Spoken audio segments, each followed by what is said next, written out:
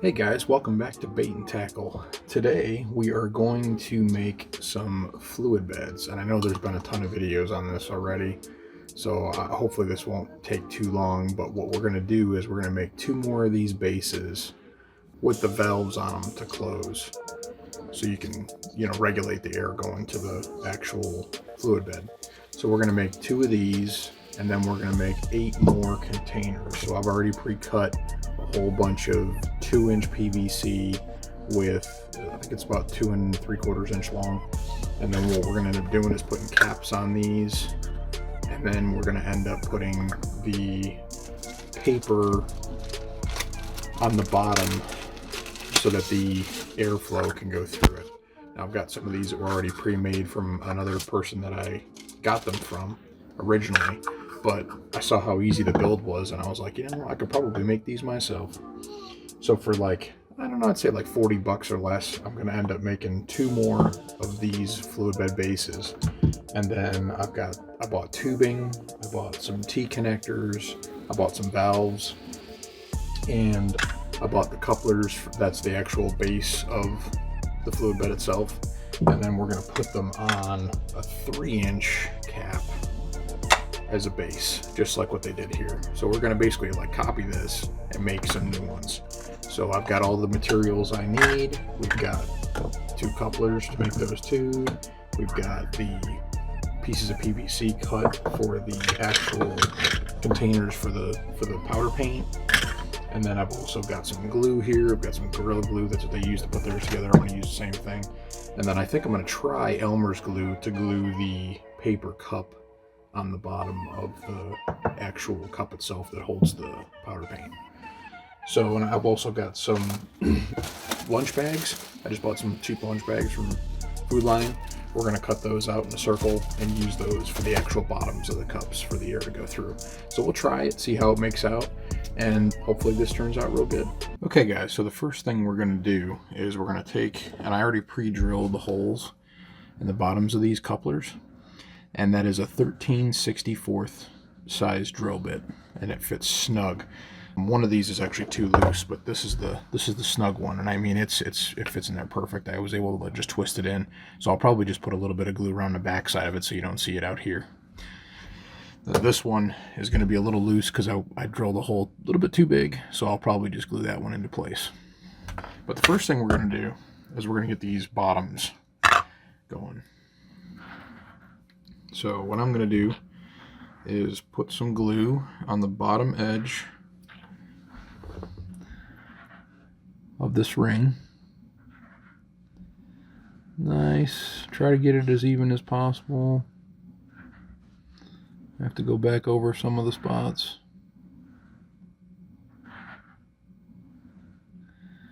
All the way around the ring. And then we're just going to drop it right down on the cap. Move it around just a little bit just so it's got a nice base.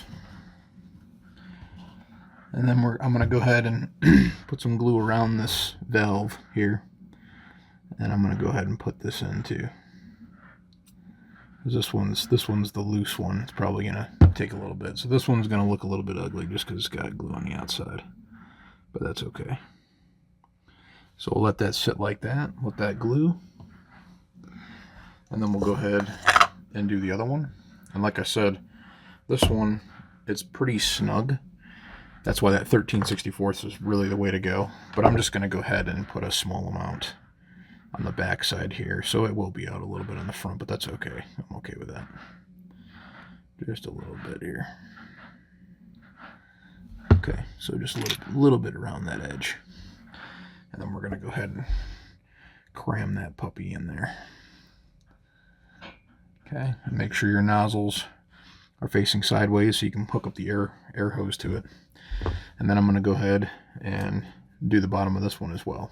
Just make sure your bottoms are clean. And we're just going to go ahead and do the same thing. Just a bead of glue around the bottom.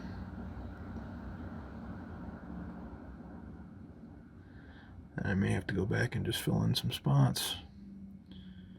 Some spots that might not just have enough glue. And I think that'll do it. So go ahead and place that right on the cup, center it up. And by the way, this is on the back side of this 3-inch cup. So it kind of gives it a nice little base. I really do like the design. I'm not sure who came up with it, but I mean, it's a great little design. It's just an upside down cup, 3-inch cap, test cap. They put the 2-inch on it, glued it to it, so it's got a nice solid base, and you can move them around easy, and they're nice, and it's got a nice wide base to stand up. And it's a great design. So there's the bases. We got those all glued up, ready to go. We're going to let them dry, and then what we're going to do is we're going to take some of these cups, the actual cups, we're going to put the powder paint in. And we're going to go ahead and glue some of these circles. And I'm going to have to cut out some more of these circles, which I'm not going to spend too much time on that, showing you guys how to do that. I mean, you can use a knife or a pair of scissors or whatever. I'm trying to find the cap to this glue. And I'm going to try Elmer's glue. One of the ladies, or somebody that recommended to me to use Crazy Glue, but I'm going to try this Elmer's glue and just see if it holds. So we're going to take an existing one already, and I'm just going to flip one of these cups upside down, and I'm going to go ahead and put a bead of Elmer's, because we want to be able to have these come off if I change them out. So I want them to be able to come off at some point.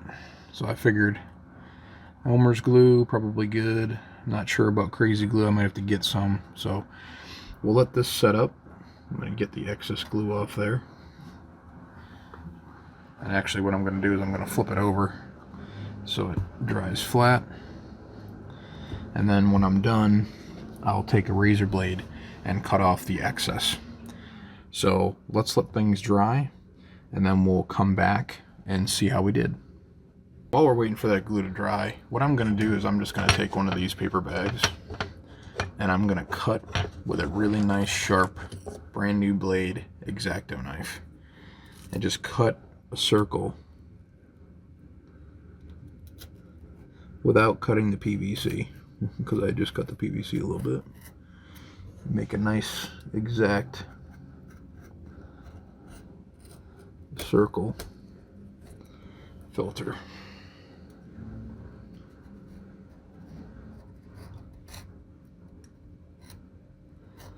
Again, and you can use any kind of material that you want. I've heard newspaper works good. I've heard some people use coffee filters. Really, it's just a kind of paper that'll allow the airflow to go through. So I just trimmed around that, and I got 2 out of it because I went double thick through the bag. Of course, it didn't go through all the way, but it's good enough. But yeah, that's a nice material. Air should go through that pretty well. It's not as thick as this, quite as thick as this stuff. So I might have to either double it up or just be careful when I run it. But I figured I'd try it and see how it works. And if something else works better for you guys, please comment below. This is my first time doing these fluid beds, and I gotta be honest, it works really well. Not on the solid colors. Like if I just do green pumpkin, it seems to be fine. I could just use the container, heat up the lead and dip it in. But with the fluid bed, it really helps when you have like some really thick stuff. Like I've got this, it's a blue double trouble. It's a really thick paint, so every time I use that and I just use it in the container, it'll drip. And I'll show you. It drips down. See all these little drips? So there's too much paint on the lead heads when I hang them, and they drip off, and then they give you these bubbles on the lead heads too. So this will prevent that while it tries to. So I really do enjoy using the fluid bed with this powder paint. It just seems to work really well. So again, we'll try the Elmer's glue, wait for that to dry, and cut off the extra so we can get it into one of these. And then we'll try some of this new material on some of these. I'll actually glue some more. Some of the rest of them I did like 8. So I've got 8 cups to do some different colors in. So let me get those done, and we'll come back when we get one of these actually dried up and finished, which might take a while, and we'll give it a test. I've got a little aqua bubbler from Walmart for fish tank that I got cheap. I don't even remember how much it was, like 20 or 25 bucks. But I use that to power these. I've got another one on order that's going to be a little bit more stout. It's going to have more. It's got a little bit of, it's got an adjustment knob on it, so I can control the air from that as well. So we'll stick with this one for right now, and we'll try this. And I may make some upgrades in the future, and I'll show you guys as we continue to kind of grow this stuff out. But I've seen some other guys build some really nice setups with doing, like, you know, 4 to 8 cups at a time. I'm not really looking for anything that extravagant. If I've got these 3 where I can just swap out the cups once in a while, I'm happy with that. I can do what I need to do with that. I don't do these jigs all the time. So let me cut out some more of these, glue some on, make all the cups, and we'll be back. Okay guys, so I wanted to show you where I was at so far. I got the 2 done, the 2 bases done, and the glue is still drying a little bit. It's still a little bit damp, but I can see the air bubbles, so it's starting to get done pretty well here. These move a little bit, so it's going to take a significant amount of time for those to dry. But what I want to do is I'm going to set those off to the side, let them dry for a few days. It may take a little bit longer than I anticipated, so I'm just going to set those over to the side. But the one that we have now, I'm going to go ahead and take one of the ones with the bases that I did with the paper bag, and we're just going to see. I'm not sure if this glue is dry all the way or not. I can't really tell. Worst case scenario, the glue is just, or the powder is just going to stick to the glue. So let's just go ahead and try this. By the way, I decided not to use the Elmer's glue, and I switched over to using the Gorilla Clear glue, and I'm going to try that for just gluing the paper down on the bottoms of the cups. So I'm going to put that off to the side, put the glues off to the side, and I'm going to go ahead and pick out a color that I've been wanting to do for a while here. And what I like to do with these caps, if I can get the label off. So we're going to go ahead and take one of the containers of something that I have now that's a harder paint to do, which would be the, I think, White Double Trouble is this one. So I'm going to go ahead and dump this one and try not to make a mess that I just totally made a huge mess. And you're only supposed to put in like an inch or 2 depending on the size of your jigs. So I'm going to go ahead and put in a fair amount. Luckily the cap caught a chunk of that. What a mess I just made. And I'm just going to wipe this up real quick. But part of the deal, you know what I mean? Just a little bit of powder paint, no big deal. All right. So we got the powder in the cup, and I'm just going to show you real quick. We're going to go ahead, hook this up to my little pump that I've got over here, and you can see the tail end of it right there. So I got that in there, and what I'm going to do is I'm going to go ahead,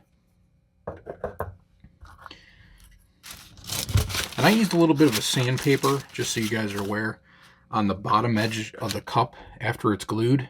I just went around and just sanded the edge just a little bit, so then that way it goes down in there nice and easy, nice and smooth, no issues. Okay? So I'm just trying to move some of this stuff out of the way so we can see what we're doing here. I also have a T-connector that I bought, and actually the package I bought with all these valves, I got it from PetSmart, I believe. It came with a bunch of plastic T's. I may use those, but I bought one brass T that I could find somewhere, and I can't remember where it was. I think it was at that shop. It was at the same place, PetSmart. So what I'm going to do now is I'm going to show you guys what this does. And right now the valve is turned in all the way. So there's the air. I just powered it up. And what I want to show you is how Let me switch. Okay, so I'm going to show you how this works. So I'm going to start slowly releasing the air into the chamber, and you'll start seeing it's coming up. There it is, it's coming up. Okay, so it's getting a little crazy. I want to dial it back down a little bit. And this paint might be a little thicker, and it could be that paper bag is not very good either. So I'm going to go ahead and open it back up again and see how it's... Okay, there we go. Now it's bubbling a little bit. But see how it's like fluid almost? That's why it's called a fluid bed. See how it does that? So what I'm going to do is I'm going to decrease this air just a little bit, and it's still fluidy. I'm going to maybe open it up just a little bit so it starts bubbling. There we go. But I want to show you guys, got a little bit of a spot there that keeps like going crazy. But I'm going to go ahead and put this back down, just get the camera back around. And I'm going to go ahead and, while the fluid bed's here, I'll turn this down just a little bit because it's kind of getting stuff everywhere. And I'm going to go ahead and heat up with my heat gun. Let me try to tilt you up so you can see this better. There we go. Here's my heat gun. I'm going to go ahead and take one of these. I'm going to take this poison tail jig, and I'm going to go ahead and use my forceps to take the jig, just like that. And we're going to go ahead and heat it up. And they say that you're supposed to heat it up for so long and blah blah blah, but it's not an exact science. I just heat it up till I really know that it's kind of warm, hot-ish, and put it in. So you can even touch it if you wanted to. It's getting warm. It's real warm. So I'm just going to zap it one more time. And while this is on there, I'm going to open this up just a little bit more. It's moving right now. And go ahead and drop it in. And it perfectly coats that bait. And I won't have any crappy drip marks. I mean, it's amazing. And I gotta tell you, it's crazy how much of a difference that made. And I take the pins out. I leave the pins in when I do mine for the weed guards. I leave the pins in, take them out, then heat it up. Then that way that hole doesn't have any paint in it. And if I heat it up now, it should show through. And this is called white double trouble, I believe. And what it is, it's kind of a gray color, and the white comes through the gray. Really cool. I'm going to show it to you as soon as this gets done here.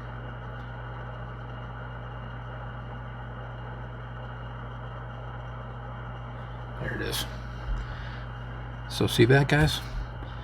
Isn't that awesome? Kind of hard to see if it focuses in there, but it's just white, and it's got that gray, the gray lines on it. What a cool color. But anyway, so that's all you do. And then I hang mine in my little hanger and bake it in the toaster oven for about 20 minutes at 350, and that's about it. So pretty cheap, inexpensive way to get your powders put on your jigs without breaking the bank, especially without breaking the bank for these and stuff like that. I thought it was a pretty good idea. So I'm going to go ahead and set that one off to the side. So I've got a whole bunch of different cups with this, just with the paints that I have issues with. So the thicker paints that are the double troubles, the veins, all those kind. Sometimes there's some with glitter in them that are a little heavier, a little thicker. That's when this really becomes a value to anybody that does this type of work. There you guys have it. Easy, quick way, cheap to make your own fluid bed. Very easy, inexpensive. I mean, works great, cheap. If you're just looking for something to take care of your problem colors, that's where I have issues, is the problem colors, where they just go on too thick, they drip, and they make those big you know, hang downs like droplets and stuff, and it looks like crap. And I'm not going to give somebody a jig that's got that crap on it. So this is just a quick video on doing the fluid beds, but I am going to probably do another video like on making jigs completely. So we'll do the powder painting, we'll put them in the oven, we'll put in the weed guards, and we'll make skirts, because I make my own skirts. I don't buy them pre-made. We'll actually do them. I've got a skirt making tool here. We'll go through the whole thing. Please like, comment, share, subscribe. We're getting close to 500. We might even be at 500 at this point. I'm not sure when I'm going to release this video yet. Thanks guys for watching, and remember, keep on baiting.